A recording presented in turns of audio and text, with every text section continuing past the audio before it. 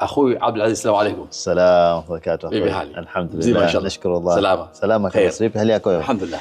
Akhui, sitaki Lailatul Qadr nipite. Allahu akbar. Usiku mtukufu shekhe. Usiku wa heshima. Wa heshima. Nifanye kitu gani nisipitwe na Lailatul Qadr? Anza kusali qiyam kuanzia usiku wa leo. Naam. Sawa. Hasa katika theluthi ya mwisho usiku. Ambayo ni saa ngapi shekhe? Kwa majira ya Omani tunasema kuanzia saa 1:30. 1:30. Tukisema kwa masaa ya Afrika Mashariki saa 7:30 ya usiku. Sawa.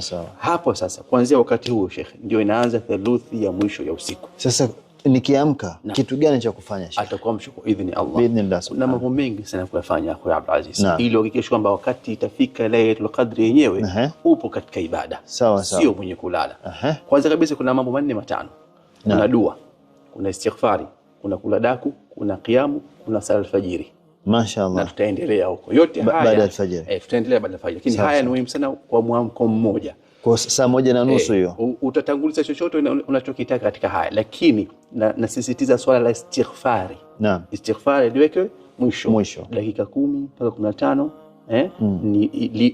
ziwe ndio dakika muhimu mahsusi za istighfar. Lakini kama utaanza daku, anza daku, alafu kasema ni sali qiyam, lakini tawasihi vile vile baada ya kila rakaa mbili wakae kuomba dua. Allahu akbar. Kila baada ya rakaa mbili ombe dua. Sala rakaa mbili aombe dua gani ya kuomba sheikh? Naam. Mtume sallallahu alaihi wasallam alijiwa na Bi Aisha radhiallahu ta'ala anha, kweli akamuuliza, ya Rasulullah, nikijua kama huu ndio usiku wa cheo, usiku wa heshima, usiku wa Lailatul Qadr, nisomeni? Mtume sallallahu alaihi wasallam akamwambia, quli Allahumma innaka afuwun tuhibbul afwa fa'fu anni. Allahumma innaka afuwun, ya Rabbi, ewe Mola wangu, wewe ni mwenye msamaha, mwingi wa kusamehe. Tuhibbul afwa, unapenda kusamehe. Fa'fu anni, basi nisamehe.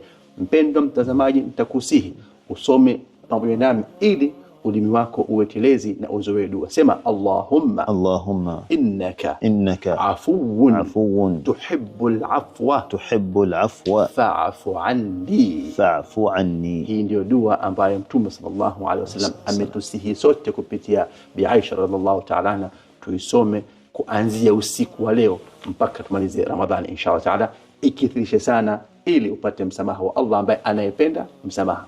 Na vile vile adhkari kwa wingi. Akitaka kusoma Qur'ani, wallah. Na kama nimefanikiwa mkaenda zangu msikitini, ni bora zaidi, hasa kama utakuwa